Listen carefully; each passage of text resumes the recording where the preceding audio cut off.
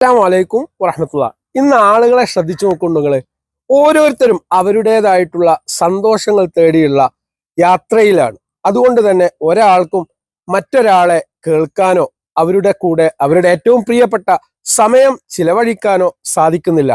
Instant gratification, Instagram, ഇതൊക്കെ യഥാർത്ഥത്തിൽ നമ്മിൽ ഒരുപാട് അപജയം, തകരാറുകൾ ഉണ്ടാക്കുന്നുണ്ട് എന്ന് നമ്മൾ ഒരിക്കലും ചിന്തിക്കാതെ പോവാണ്. ഒരിക്കലും ഒരാൾക്ക് സ്വന്തമായിട്ട് സന്തോഷം ഉണ്ടാക്കിയെടുക്കാൻ പറ്റില്ല. മറ്റുള്ളവരുമായി സഹവസിക്കുകയും അവരുടെ പ്രശ്നങ്ങളിൽ ഇടപെടുകയും അവരുടെ ജീവിതത്തിൽ സഹായങ്ങൾ ചെയ്യുകയും ഒക്കെ ചെയ്യുമ്പോഴാണ് യഥാർത്ഥത്തിൽ നമുക്ക് സന്തോഷം കിട്ടുക. ഇനി എപ്പോഴും സന്തോഷം ജീവിതത്തിൽ ഉണ്ടാകും എന്ന് ഒരിക്കലും നമ്മൾ കരുതേണ്ടതില്ല. ദുഃഖം ഉണ്ടാവുക, ഒരു മാനസികമായിട്ടുള്ള പ്രയാസങ്ങളിൽ വ്യാപൃതമാവുക, ഇതൊക്കെ അള്ളാഹു നമുക്ക് നമ്മുടെ ജീവിതത്തിൽ നിശ്ചയിച്ച കാര്യങ്ങൾ തന്നെയാണ്. അപ്പോൾ മാത്രമാണ് സന്തോഷത്തിന്റെ ആ ഒരു വ്യാപ്തി അല്ലെങ്കിൽ വലിപ്പം നമുക്ക് മനസ്സിലാവുകയുള്ളൂ. ജനങ്ങൾക്ക് പ്രയാസങ്ങൾ ഉണ്ടാവുന്ന ഘട്ടത്തിൽ അള്ളാഹുവിന്റെ അനുഗ്രഹങ്ങളെ സംബന്ധിച്ച് നമുക്ക് ഓർമ്മ വരുന്നു.